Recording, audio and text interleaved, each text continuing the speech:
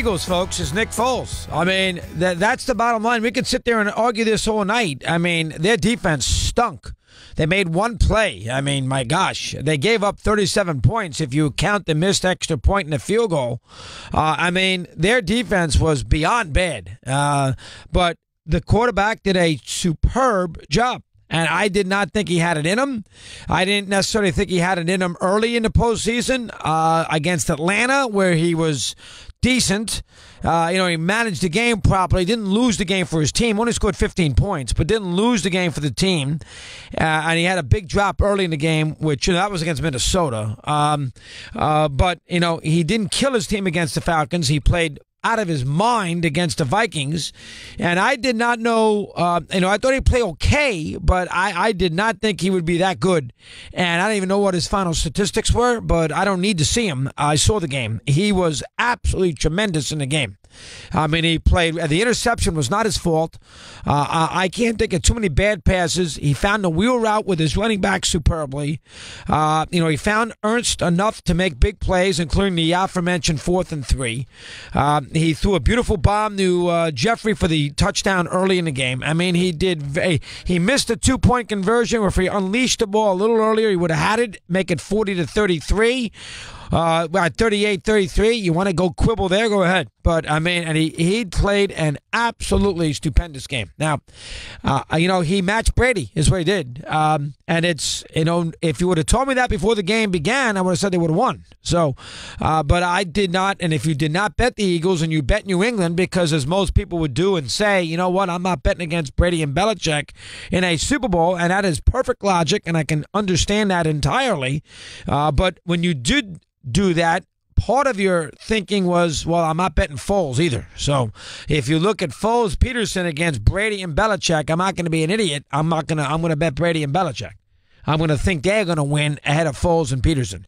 Peterson did a great job. I thought he might kick the field goal at the end of the half. He realized he went to the Doug Marrone school. He realized that field goals aren't going to win this game. And remember, if he did kick a field goal at the end of the half, he would have trailed right away in the third quarter because the Patriots went right down and scored. He went for the touchdown. He got it. He was aggressive. He went for 4th downs. The only thing he did that I didn't like, I didn't love the way he handled those last couple minutes. I would have not have thrown the ball in the end zone on 2nd and 7 on their second to last possession.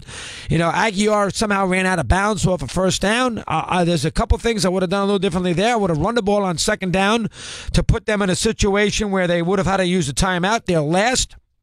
I would have done that a little differently from that perspective.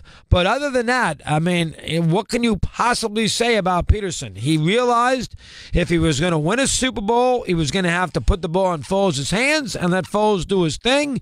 And Foles did exactly that. And for that, you got to give that combination tremendous credit. Do I have to hear God this, God that after the game? I do not. I do not have to hear that. I heard that from Peterson. The Lord is my Savior. I mean, I go to church every Sunday. I know all about religion. I don't want to hear that during a ball game. God doesn't like the Patriots? How come they don't do that when they lose the game? Only when they win. How come when they lose a heartbreaker? You know what? God's my Savior. Yeah, I blew it. I mean, only drives you crazy. I don't need to hear that. But other than that, you cannot possibly have predicted that those two would put 40 on the board against the Patriot defense and do it easily and play as magnificently as they did. You couldn't have predicted that. And I think the ironic thing of this that's fascinating to me is that here it is, you thought they had a crippling injury. Remember, the difference with Sims and Hostetler, well, there's a couple differences. Sims was older. 1990, 1991. He had played about 11 or 12 years. Hostetler was a 3rd-round pick. But, Sims is a little older than Hostetler was. And the idea is that, Sims, they were going to need another quarterback down the road. This guy, Wentz, was going to be the savior. He was going to be the one to lead you to a championship. And as it turns out, a crippling injury on December 10th, 3 weeks before the end of the season, and you still win a title. And now you come back next year and you got Wentz sitting there. So the Eagles right now, and this is going to bother everybody in the NFC East, but the Eagles right now are set up to have a tremendous run of championships in the next 10 years. I shouldn't put the whammy on it, but it's accurate. They have a championship Super Bowl winning coach who's young, who's into it. They have a fan base now that will lay off a little bit and give them a little breathing room, which will help. They have the quarterback who would have been the MVP in the league if he didn't get hurt on December 10th. I mean, they are really, remember, they have a quarterback who didn't win. He wasn't the starter. So this quarterback is going to, their whole theme now is we got to get one for Wentz. That's going to be their theme for the next 5 years. You know, he wasn't, Foles did his job, did his thing. Great for him, great for the city, got the first one. Nothing's going to touch that. He'd never have to buy a drink in Philadelphia the rest of his life, or a meal. And nobody's going to take that away from Foles. But now the theme is going to be, let's win one for Carson. Because let's face it, they wouldn't have been as good as they were this year. What were they, 11-1 when he got hurt, or something along those lines? Maybe they lost 2 games. They lost to Seattle and Kansas City. So they were 11-2 when he got hurt. He put them in a position, home field, bye week, the whole 9 yards. So that's the whole theme. So they got the quarterback, who's the best quarterback in the division, second best quarterback in a conference, maybe the third best quarterback in football.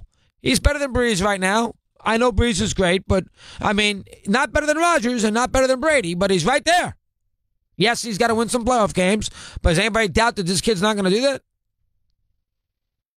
They are set up, the Eagles. You get that first one. Sometimes you get a lot more than just one. You get that first one, and there's an avalanche. Be careful. Be careful. This is a juggernaut developing. And yes, the fan base is annoying.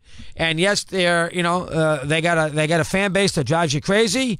And I understand all that. And, they can do things that annoy the hell out of you, the fans. They make you annoyed at them. They throw bottles at Viking team buses when the Vikings won the game, not lost the game. And then they use the excuse, well, there's only 3% of the fans. Shouldn't be anybody. When the Giants beat the Vikings in 2001, nobody threw bottles at the Viking team bus on the way back to Newark. But the Eagles thought they should have done that, the fan base. So they're going to annoy the fan. People are going to hate the Eagles for a reason. But they are set up. 22 after the hour. Your calls are next here on Mad Dog Unleashed.